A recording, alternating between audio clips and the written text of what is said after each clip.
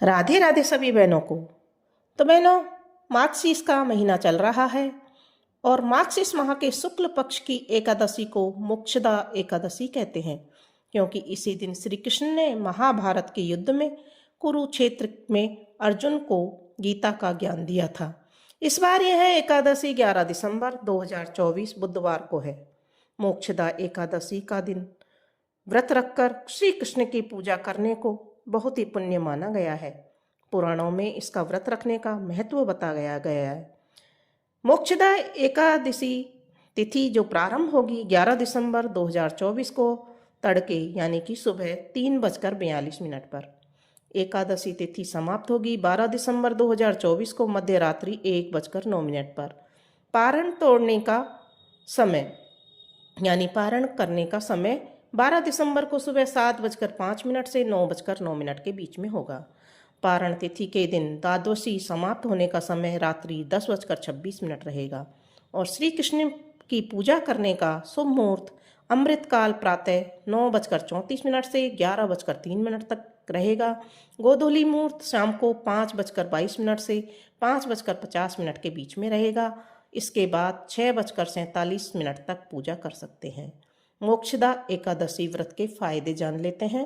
मान्यता अनुसार इस उपवास को करने से मन पवित्र तथा शरीर स्वस्थ होता है, पापों से छुटकारा मिलता है तथा जीवन में सुख शांति आती है। मोक्षदा एकादशी व्रत के प्रभाव से भगवान श्री हरि विष्णु मोक्ष देते हैं। इतना ही नहीं, इस दिन पितरों के निमित्त तर्पण करने से उन्हें भी परम धाम का वास प्राप्त होता है। इस दिन गीता का पाठ पढ़ना चाहिए। उनके उपदेशों को जीवन में उतारने से मोक्ष की प्राप्ति होती है। साथ ही पूजा में धूप, दीप एवं नाना प्रकार की सामग्रियों से विष्णु भगवान को प्रसन्न करना चाहिए। मोक्षदा एकादशी व्रत के कुछ नियम हैं जो से इस प्रकार से हैं। एकादशी प्रारंभ होने के समय व्रत करने का संकल्प लिया जाता है।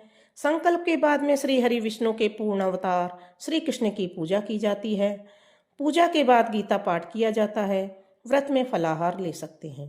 अगले दिन व्रत का पारण किया जाता है। एकादशी के एक दिन पूर्व से ही यानी कि दशमी से ही तामसिक भोजन का त्याग कर देना चाहिए। मार्गशीर्ष शुक्ल 11 के दिन मोक्षदा एकादशी व्रत रखा जाता है। इस दिन गीता जयंती भी मनाई जाती है। भगवान सूर्य देव की उपासना करनी चाहिए। ब्रह्मचर्य रहकर एकादशी का व्रत करना चाहिए।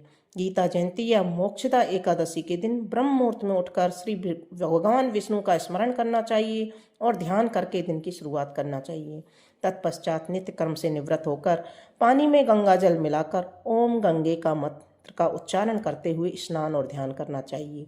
स्वच्छ धुले हुए वस्त्र धारण करके भगवान श्री विष्णु का पीले पुष्प, पीले फल, धूप, दीप आदि से पूजन करना चाहिए। श्री विष्णु पूजन के लिए ऋतुफल, नारियल, नींबू, नैवेद्य आदि सामग्री से श्री भगवान की पूजा करें। आरती करके पूजन संपन्न करें। गीता पाठ का अध्याय पढ़ें। एकादशी की व्रत कथा का वाचन अवश्य करें। मंत्र ओम नमो भगवते वासुदेवाय, ओम नमो नारायणाय या ओम हीम श्री लक्ष्मी वासुदेवाय नमः का अधिक से अधिक जाप करना चाहिए।